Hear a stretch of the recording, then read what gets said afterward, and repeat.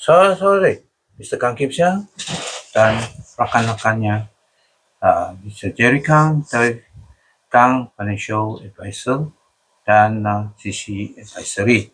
Jadi hari ini kita punya topik ialah, kalau sudah beli life insurance dan medical card dan sudah bayar 5 tahun berturut-turut, dan selepas 5 tahun berturut-turut bayar, dan lagi 5 tahun berturut-turut tidak bayar.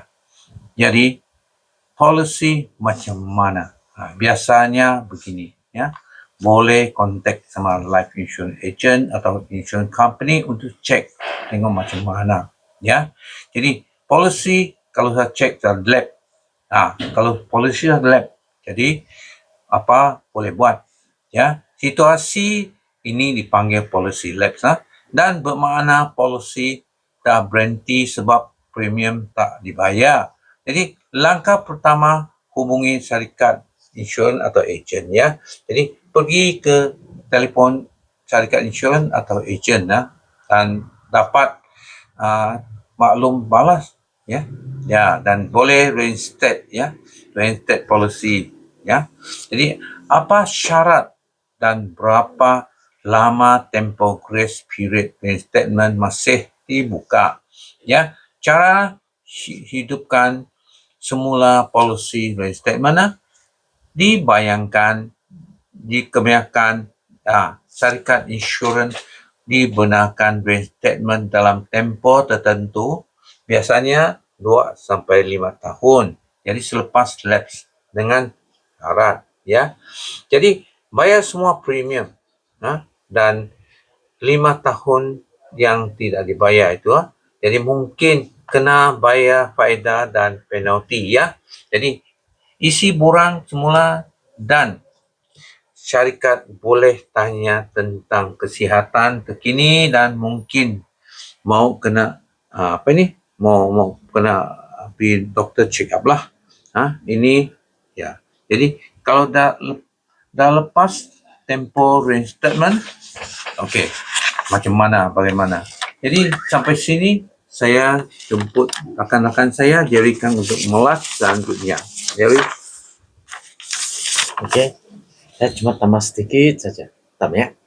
Kalau posisi bukan pada posisi dalam keadaan semoga dia tempoh lama atau masih baru. Kalau posisi itu tempoh lama,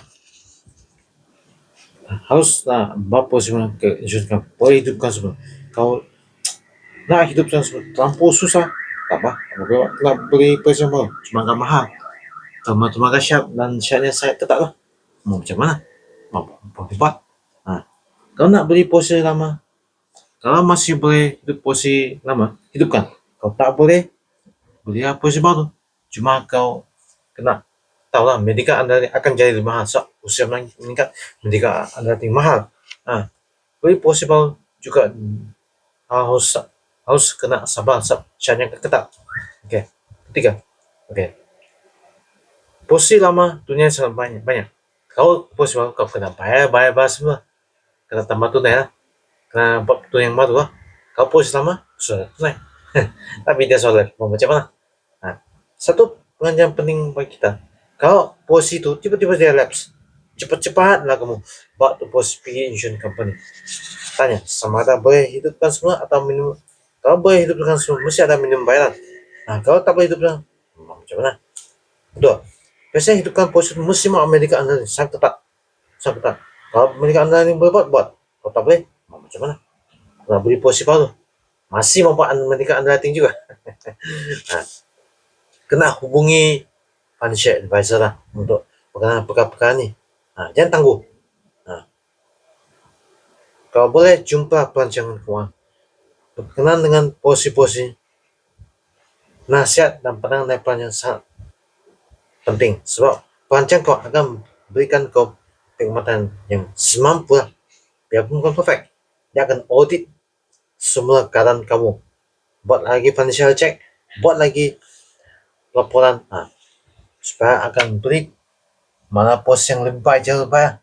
Kalau hidup ke depan nak hidupkan pos sama tak mampu, perancang kau akan beri bos yang jauh lebih patut kalau pada kemampuan Anda. Setakat ini saya punya sharing. Terima Ya. kasih. Ya, sila like, subscribe, dan sokong. Terima kasih.